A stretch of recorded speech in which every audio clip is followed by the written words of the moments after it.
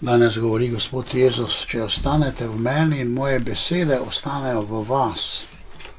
Kdaj njegove besede ostanejo v nas?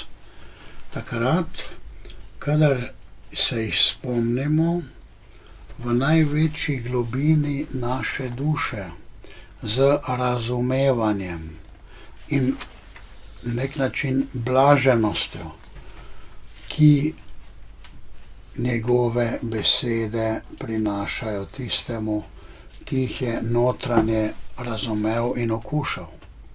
Prav to misli Jezus, če besede ostanejo v vas, v tistej globinski meditaciji položene v vaša srca.